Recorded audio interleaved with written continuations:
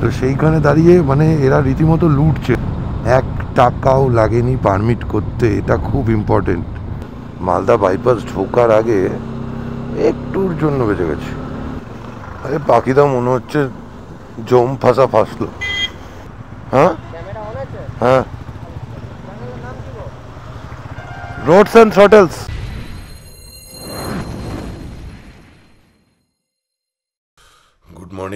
Good morning from Raiganj. আজকে আমাদের last day ট্রিপের। আজকে বাড়ি ফিরবো রায়গঞ্জ থেকে। এখান থেকে আমাদের কাঁচরাপাড়া 364 কিলোমিটার মতো, প্রায় 8 ঘন্টা 8.5 ঘন্টা মতো লাগবে। তো এখন বাজে সকাল 9টা, আর মোটামুটি 40-45 মিনিটের মধ্যে চেক আউট করে বেরিয়ে যাব। কালকে 8:30টার সময় এখানে ঢুকেছিলাম। বৃষ্টি হচ্ছিল, এই নিম্নচাপের জন্য বৃষ্টি হচ্ছিল, যার জন্য হোটেল বাদশাতেই চিনতাম, তাই হোটেল বাদশাতেই চেক ইন করি। কিন্তু এবারে হোটেল বাদশার অভিজ্ঞতা খুবই খারাপ, সেটা চলো রাস্তায় যেতে যেতে শেয়ার করব।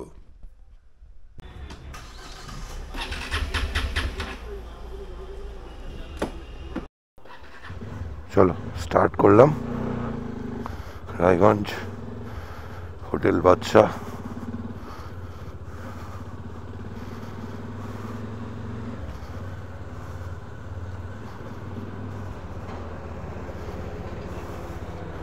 বাজে সকাল 11টা।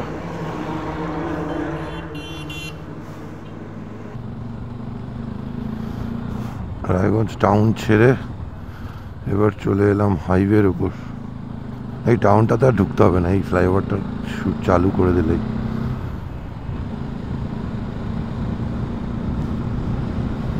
এবারে যেটা বলছিলাম হোটেল বাদশার ব্যাপারটা নিয়ে, হোটেল বাদশা এখন রীতিমতো ডাকাতি করছে। আমি জানি না, একটু ওভার হাইপড হয়ে গেছে ব্যাপারটা। মানে রাত্রিবেলা বৃষ্টিতে ভিজে এসেছি, আর অন্য হোটেল খোঁজার মতো পরিস্থিতি ছিল না, তার মধ্যে ফ্যামিলি নিয়ে। তো এইগুলো দেখে কি না আমি জানি না, মোদ্দা কথা হচ্ছে যে মানে 2000 টাকা করে পার রুম নিল, ঠিক আছে। বললো যে কমপ্লিমেন্টারি ব্রেকফাস্ট আছে। সেই কমপ্লিমেন্টারি ব্রেকফাস্টে হচ্ছে 3টে ব্রেড, একটা চা। তো সেইখানে দাঁড়িয়ে মানে এরা রীতিমতো লুটছে। তো আমি তোমাদেরকে একটাই কথা বলবো যে রায়গঞ্জে প্রচুর হোটেল আছে, প্রচুর, ঠিক আছে। তো তোমরা একটু দেখে একটু খোঁজখবর নিয়ে তারপর করো। আমি চাই না যে, আমার যেহেতু পরিস্থিতি অন্যরকম ছিল, যে আমার বৃষ্টি পড়ছিল, রাত্রিবেলা ওয়াইফ ছিল সঙ্গে, ঠিক আছে, সেক্ষেত্রে দাঁড়িয়ে আমার পক্ষে সম্ভব ছিল না খোঁজা। তো একটু চাপের ছিল, সম্ভব ছিল না বলবো না, একটু চাপের ছিল, ওয়েদারও ভালো ছিল না। তো যাই হোক, তো তোমরা একটু খোঁজখবর নিয়ে তারপর তোমরা, আমি বলবো যে এখানে যদি থাকার হয় কখনো, এরকম শিলিগুড়ি থেকে এসে থাকলে বা যেখান থেকে হোক এসে থাকলে, একটু খোঁজখবর নিয়ে তারপর চারিদিকে দেখে, অন্যান্য হোটেল দেখে তারপর ডিসাইড করো, এটাই রেকমেন্ড করবো। মানে বাদশা হোটেল ভালো, এ নিয়ে কোনো সন্দেহ নেই, বাট ওদের হোটেল অনুযায়ী যে প্রাইসিং পলিসি বা মানে একদমই রিজনেবল না, ঠিক আছে। যাই হোক, এটাই আমার বলার ছিল। জায়গাটার নামটা হচ্ছে গাজল। চলে এসছি গাজলে।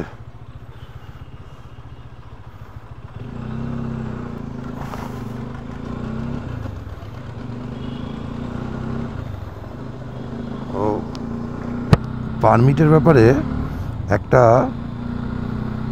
ব্যাপার বলার ছিল, সেটা হচ্ছে যে যারা ইস্ট সিকিম ঘুরতে আসছো, সে বাইকে হোক বা 4 হুইলারে হোক, যেটা ঘটনাটা ঘটলো সেটা হচ্ছে যে আমরা প্রথমে গ্যাংটকে দীপরাজ প্রধান বলে একজন ট্রাভেল এজেন্ট আছে, ওই আগেরবার আমাদের পারমিট করে দিয়েছিল, তো এবারেও তাই ওর কাছে গিয়েছিলাম।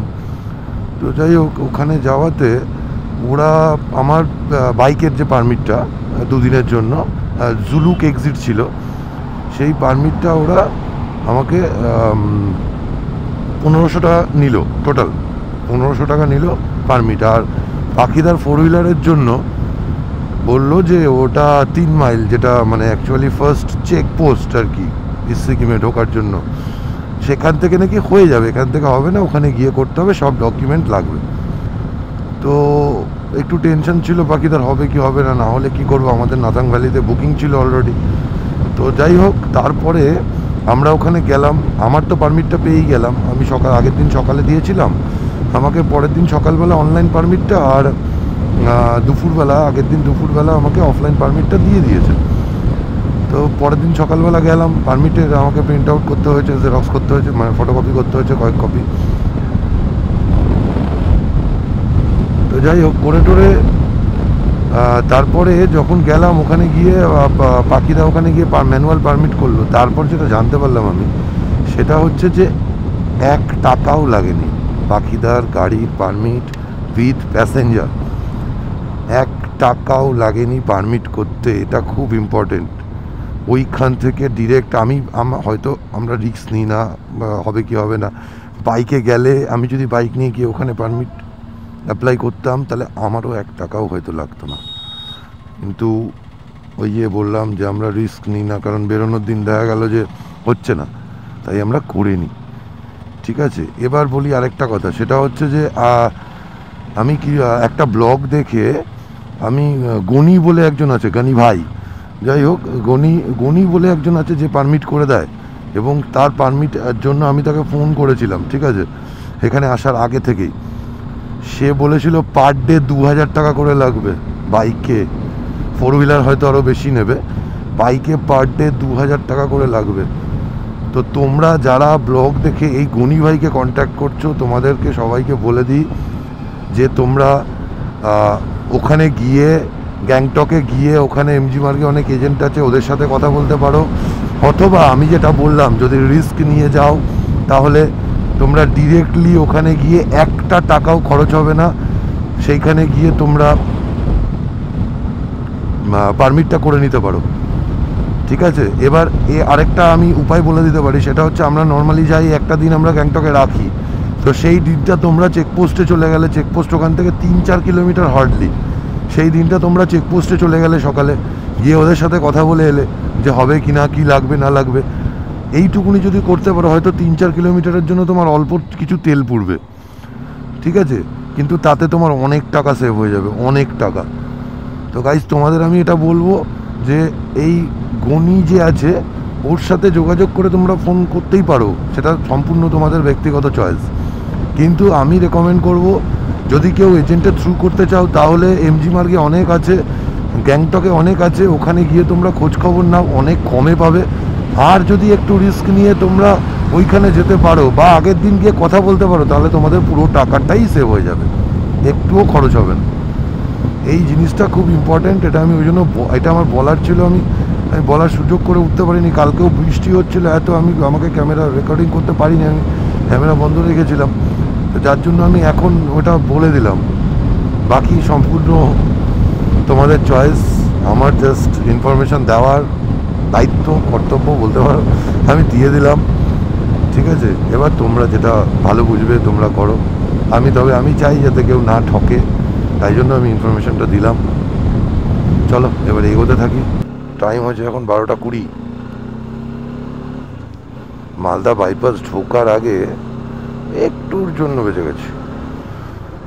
গেছি, মানে সকাল টাইম তো পুলিশ নিয়ে দাঁড়িয়েছিল, স্পিড গান নিয়ে দাঁড়িয়েছিল, দেখলাম অনেক গাড়ি ধরছিল, মানে একটা লরির পিছনে অ্যাকচুয়ালি আমি ছিলাম, তো স্পিডটা স্লোই ছিল, তখন লরিটা সরেছে, দেখছি স্পিড গান।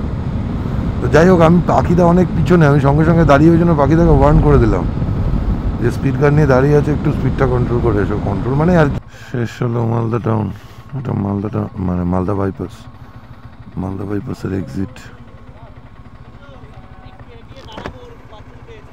হ্যাঁ দাঁড়াও গিয়ে আগে, আর বলছি খেতে হবে কিছু, না না আমার সাথে আছে।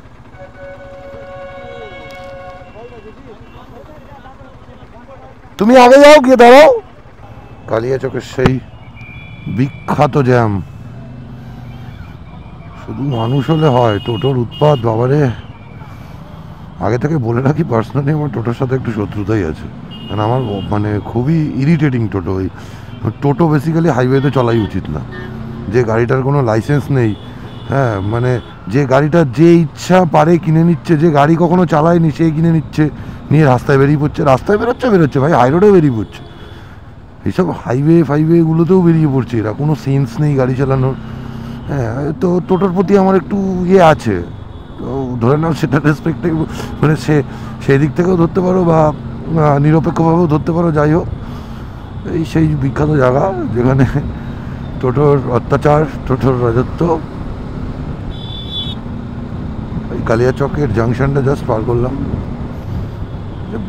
পাখিটা বললো দাঁড়াবে, মানে কখন দাঁড়াবে কি জানে, চালিয়ে যাচ্ছে, তখন থেকে চালিয়ে যাচ্ছে। এবার খিদে পাচ্ছে খুব, এবার একটু না দাঁড়ালে না।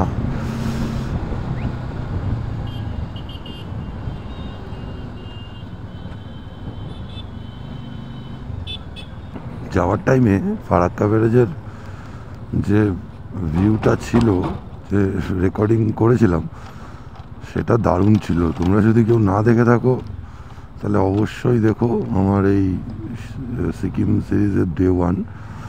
আমি যখন ফারাক্কা ব্যারেজ ক্রস করছিলাম তখন আমার সাথে প্যারালালি বন্দে ভারত যাচ্ছিল এখান থেকে, ও দারুণ লাগছিল, মানে অসাধারণ লাগছিল। পুরো ভিডিওটা আছে ডে 1-এ, দেখো। ভালো লাগলে লাইক, শেয়ার এবং সাবস্ক্রাইব অবশ্যই করো। নতুন ব্লগিংটা জাস্ট আমি শুরু করেছি, একদমই নতুন। ও তোমাদের সবার সাপোর্ট থাকলে আশা করছি আরও বড় হতে পারবো, আরও ভবিষ্যতে আরও ভালোভাবে আরও নতুন কন্টেন্ট নিয়ে আসতে পারবো। এটাই বলবো যে সাপোর্ট রেখো।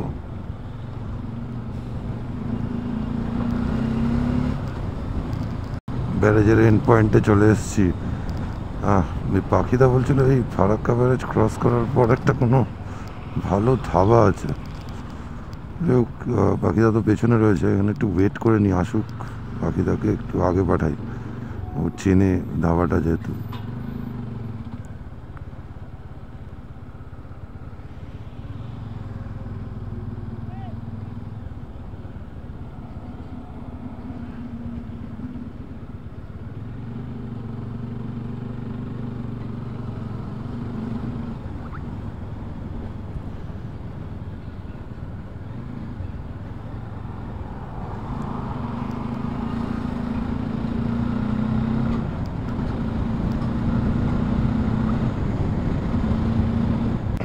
সেই ধাবা মনে হচ্ছে না খুঁজে পেয়েছে পাখিদা, তাই জন্য এইটা দেখে এইটাতেই বললো দাঁড়াতে।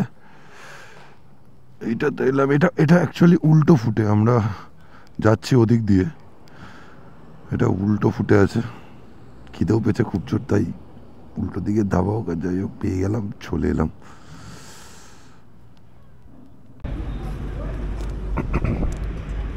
চলো, ডাল ভাত সস্তায় পুষ্টিকর খাবার কমপ্লিট।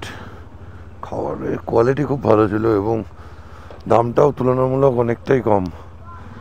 যাক, দুপুরবেলা বেশ ভালো খাওয়া দাওয়া হয়ে গেলো। 2:19 বাজে। আমি এগোলাম।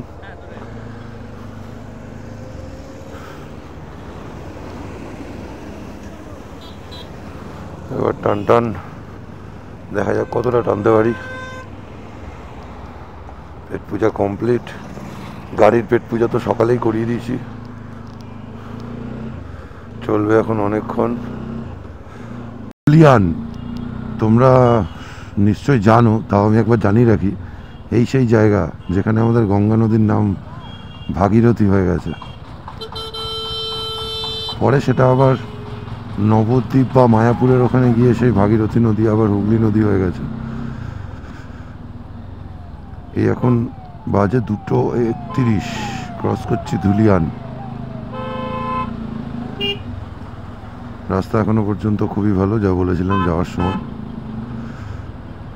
মানে এপাশের লেনটাও মাঝে মাঝে কি হয়, ওপাশের লেন ভালো থাকে, এপাশের লেন একটু খারাপ থাকে, সেরকম ব্যাপার নেই, সমানভাবে দুটোই ভালো।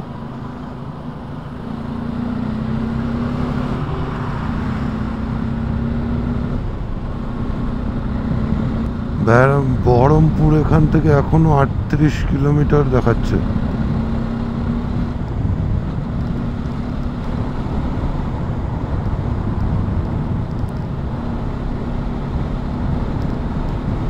বহরমপুর বাইপাসে।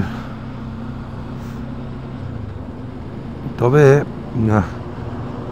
এই রায়গঞ্জের পর না, তবে বিশেষ করে ফারাক্কা ক্রস করার পর থেকে, ফারাক্কা ব্যারেজ ক্রস করার পর থেকে বেশ কিছু রাস্তায় পটহোল দেখতে পেলাম, মানে যেগুলো ইগনোরেবল নয়, ঠিক আছে? তো আমি তোমাদের বলবো, তোমরা যখন ফিরছো নর্থ বেঙ্গল থেকে টুয়ার্ডস কলকাতা, তখন এই ফারাক্কার পরে থেকে, এখন তো বহরমপুর বাইপাসে আছি, এত দূর ধরে নাও, বেশ কিছু পটহোলস আছে। মানে ওই লেনে যখন আমরা যাচ্ছিলাম নর্থ বেঙ্গলের দিকে বা শিলিগুড়ির দিকে, তখন যে পটহোলগুলো ছিল সেগুলো ইগনোরেবল খুব একটা ছিলই না। যদি যেগুলো চোখে পড়েছে আমার, সেগুলো ইগনোরেবল। কিন্তু এই এখন এই আসার টাইমে যে পটহোলগুলো দেখলাম, সেগুলো মানে খতরনাক। মানে ওগুলো মিস হলে যে কোনো অ্যাক্সিডেন্ট হওয়ার সম্ভাবনা থাকলেও থাকতে পারে। বেশ বড় ধরনের ভালো পটহোল। আমি পার্টিকুলারলি বাইকারদের কথা বলছি, কারণ যে টাইপের পটহোলগুলো দেখলাম, ও ফোর হুইলারে ওগুলো খুব একটা ইয়ে হবে না, অসুবিধা হবে না। কিন্তু বাইকের ক্ষেত্রে, তারপর রাস্তায় কিছু মানে কি বলবো, একটু ভাঁজ টাইপের আছে, ওই চাকা, লরির চাকা বসে গিয়ে ওই টাইপের আছে, ওইখানে চাকা একটু এদিক ওদিক ডিসব্যালেন্স হয়। সেটা ঠিক আছে, সেটা তো বোঝাই যাবে রাস্তা দেখলে। বাট পটহোলগুলো বেশ ভালো পটহোল আছে, ভালো। ওই রাস্তাতে যা দেখলাম। আরেকজন ছপড়ি গাড়ি দেখলে একটু রাইডিং জ্যাকেট প্যাকেট পরে, একটু মানে লাগেজ ফ্যাগেজ নিয়ে দেখলেই মানে সামনে দিয়ে ফস করে বেরোতে হবে, টানতে হবে। কি জানি ভাই কি ভাবে এরা। যাও ছপড়ি, তুমি যাও, আমি তোমার পিছনে আসছি। তোর খাবারটা খেলাম, তাতে তো ভালোই পেটটা ভরেছে। খিদে আমার মোটামুটি রাতের আগে পাবে না, কিন্তু আমার বাইকটার পেয়ে গেছে খিদে। তো এখন তাকে একটু খাওয়াতে হবে। এই জন্যই পেট্রোল পাম্পে প্রবেশ, ফুলিয়া শান্তিপুর নদী। এখন বাজে 6:45। এই ফুলিয়া জাস্ট ঢুকলাম। চলো একটু গাড়ির পেট পূজা করে নিই। রানাঘাটার 4 কিলোমিটার বাকি। এই লরিগুলোকে আটকে রেখেছে বা নাকি সামনে কোনো জ্যাম লেগেছে বুঝতে পারছি না। প্রায় মোটামুটি 3 কিলোমিটার তো চালিয়ে এলাম আমি। 3 কিলোমিটার ধরে এই লরিগুলো দাঁড়িয়ে আছে। মানে কত লরি দাঁড়িয়ে আছে এবং কতক্ষণ আগে লেগেছে। আমি এই সাইডের যে সার্ভিস লেনটা আছে, সার্ভিস লেনটা দিয়ে যাচ্ছি, দেখি সামনে গেলে বুঝতে পারবো কিসের এত জাম লেগেছে। আমি আরও 1 কিলোমিটার, হ্যাঁ 1 কিলোমিটার আমি আরও চালিয়ে এলাম, তাও জাম চলছে এখনো আছে। কিসের তুই তো এরকম লাস্ট দেখেছিল মানে মালদা ডালখোলা আগে পুরনো রাস্তা যখন ছিল, তখন এরকম জাম পড়তো। এই তো দেখছি ওগুলো ছাপিয়ে যাবে, যা জ্যাম পড়েছে মনে হচ্ছে। মানে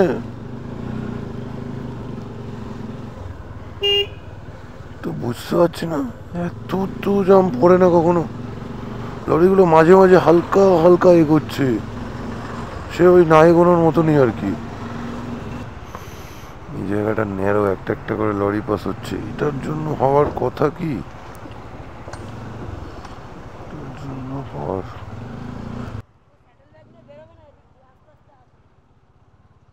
কিসের জ্যাম লেগেছে রে ভাই?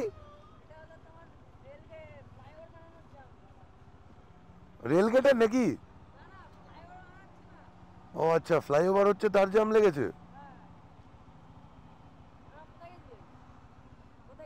গেছিলাম তো নর্থ বেঙ্গল, শিলিগুড়ি, সিকিম গেছিলাম। এখানে সামনে কিসের কি আটকে রাখছে নাকি? বানাচ্ছে বলে কি গাড়ি আটকে রেখেছে? যে একটাও গাড়ি যাচ্ছে না নাকি? ও আচ্ছা আচ্ছা আচ্ছা। এটা হচ্ছে রানাঘাটের ক্রসিংটা। আচ্ছা, রানাঘাটের ক্রসিংয়ে ইয়া বাবা রে,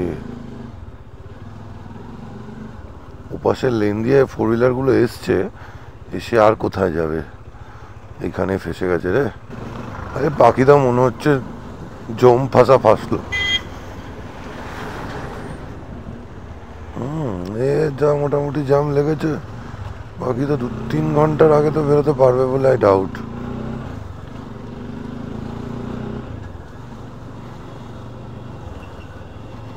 আরে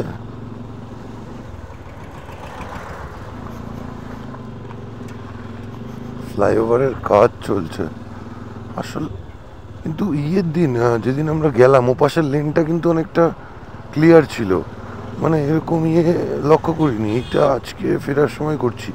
এই ফেরার এপাশের যে লেনটা আছে এটাতেই গন্ডগোল। ওপাশের লেনটা কিন্তু হয়ে গেছে হয়তো, ওপাশের লেনটা যাওয়ার সময় কোনো সমস্যা হয়নি রানাঘাটে, সেই তখন থেকে জ্যাম এখনো চলে যাচ্ছে চলে যাচ্ছে চলে যাচ্ছে। বাইকে কিন্তু একটা অ্যাডভান্টেজ আছে, হ্যাঁ, এসব টুকটাক টুকটাক বেরিয়ে যাওয়া যায় জ্যাম দিয়ে, এত বড় বড় জ্যাম যেগুলো ফোর হুইলারে যেসব, যেগুলোতে মোটামুটি 3 ঘন্টা 4 ঘন্টা খেয়ে নেয়, 6 ঘন্টাও অনেক, এরকম হয়তো 6 ঘন্টা খেয়েছে পাহাড় দিকে হোক যাই হোক, তো সেখানে দাঁড়িয়ে বাইকে বেশ বেরিয়ে যাওয়া যায় জ্যামগুলো থেকে সুন্দর।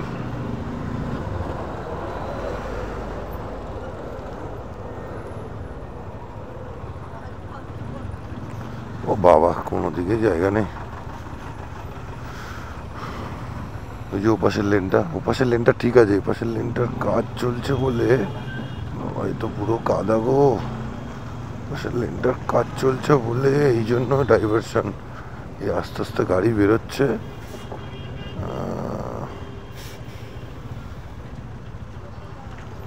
আস্তে আস্তে গাড়িগুলো বেরোচ্ছে, এবার মনে হচ্ছে জ্যামটা ছাড়বে। হ্যাঁ, এই যে মাঝে মাঝে দাঁড় করাচ্ছে এইখানটাতেই মেন, এইখানটাই হচ্ছে মেন, এই জায়গাটায়।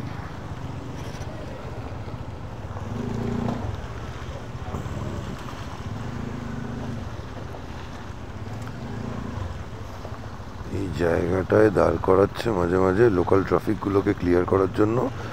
সেই জ্যামটা হতে হতে প্রায় 4-5 কিলোমিটারের জ্যাম তো হয়েই গেছে। ওইখানে জ্যামের সাথে সাথে মনে হচ্ছে এই তো ওভারব্রিজের কাজটা চলছে, ফ্লাইওভারের কাজটা।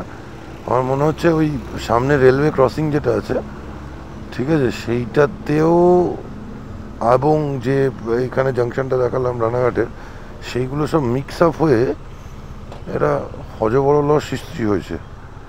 ঠিক আছে, এবার একদম মানে শুরুতে গেলে বুঝতে পারবো যে জ্যামটা অ্যাকচুয়ালি কিসের। এখান দিয়ে যাওয়ার রিস্কটা নেবো না, লরিটা বেরোক তারপর যাবো। এটা মনে হয় কোর্ট সম্ভবত রানাঘাটের। এইটা আরেকটা কারণ জ্যামের, এটাও ওখানে একটা জাংশন আছে, ওখানে একটা মাঝে মাঝে দাঁড় করাচ্ছে আর লম্বা লাইন হচ্ছে, আর এই যে এখানে লোকাল ট্রাফিক ক্লিয়ার করার জন্য এই দাঁড় করাচ্ছে, যার জন্য জ্যামটা। সামনেও কিন্তু অনেক লরি দাঁড়িয়ে আছে, জ্যাম আছে। এবার সামনে আবার আরেকটা অন্য কারণ হবে নিশ্চয়ই, আমি জানি না, রেলওয়ে ক্রসিং হবে বা তার আগে কোনো জাংশন হবে, সেই কারণ হতে পারে। চলো সামনে যাই, তারপর বোঝা যাবে। আরও গোষ্ঠীর ষষ্ঠী হয়ে গেছে রাস্তার, সে মানে রাস্তা এমন হয়ে গেছে জাস্ট দেখো। গর্তগুলো তো মানে দেখাতে পারলাম না তখন, জ্যামের মধ্যে চালাতে হচ্ছিল। মানে এই যে কোনো নিচু গ্রাউন্ড ক্লিয়ারেন্সের গাড়ি সেদান টাইপেরও তো শিওর আটকাবে, ওখান থেকে বেরোতেই পারবে না, এমন হয়ে গেছে। বৃষ্টি হয়ে কাদা চ্যাপ করছে, এখনো জ্যাম, এখনো দেখো কি অবস্থা রাস্তার, এখনো জ্যাম লেগে রয়েছে। বাবারে কি কাদা, এত চাকা একবার এদিক একবার ওদিক, একবার এদিক একবার ওদিক, যাতা অবস্থা। তাহলে এই পুরো জ্যাম যে হয়েছে, এই জ্যাম খেলার ফাইনাল টাচটা কে দিচ্ছে বলো তো? এই গোলের সামনে ফাইনাল টাচটা দিচ্ছে এই লেভেল ক্রসিং, এই যে লেভেল ক্রসিং, এ দিচ্ছে ফাইনাল টাচ। বাবা, ওপাশেও লেগে গেছে রে, ওই লেনেও লেগে গেছে। অ্যাকচুয়ালি আমি না ভোরবেলা বেরিয়েছি এই যাওয়ার সময়, ওই জন্য হয়তো জ্যামটা পড়েনি, টের পাইনি এরকম জ্যাম। আর তার মধ্যে বৃষ্টি হয়নি তো, বৃষ্টি তো পরে হয়েছে, কাদা ফাদা হয়ে আরও যাতা অবস্থা। পাখিটাকে ফোন করে জিজ্ঞাসা করতে হবে এক জায়গায় দাঁড়িয়ে কোথায় আছে না আছে, কী অবস্থা আছে, এবং পাখিটাকে জানাতেও হবে যে তার মোটামুটি 2-3 ঘন্টার খবর আছে।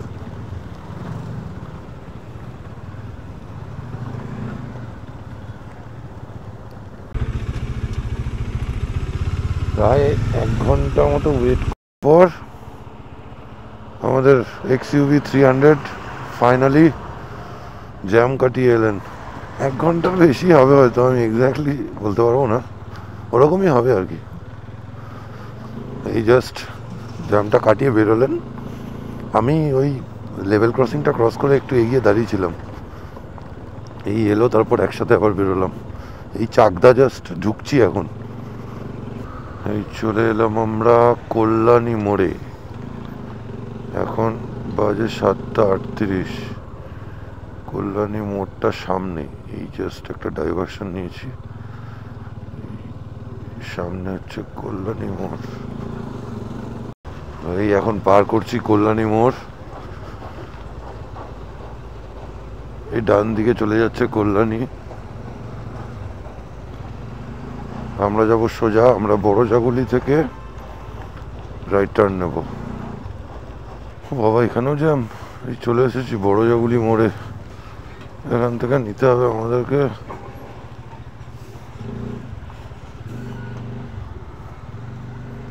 Right turn. দিক দিয়ে দেখি কতটা যাওয়া যায়।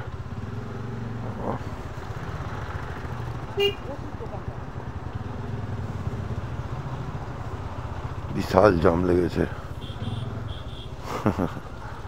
অল্পই জাম আছে, ছোট জাম আছে, টুকটুক করে যেতে হচ্ছে সাইড দিয়ে। এ কাদা ফাদা হয়ে আরো 12টা বেজে গেছে। বৃষ্টি বাসটা হয়েছে, কাদা হয়েছে। যা ভাই যা, তুই আগে যা, এই জায়গাটা জোরে ক্রস করা যাবে না। হ্যাঁ হ্যাঁ,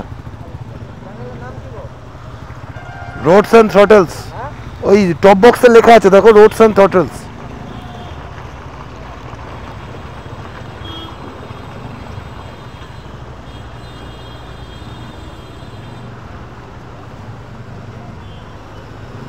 চলো রাইট টার্ন নিয়ে নিয়েছি, আর এখান থেকে বাড়ি মাত্র 10 কিলোমিটার। চলো ফাইনালি তাহলে আমরা বাড়ি পৌঁছলাম। এই এখন বাড়ির গলিতে জাস্ট ঢোকা বাকি। চলো পরে বাড়িতে গিয়ে কথা বলছি।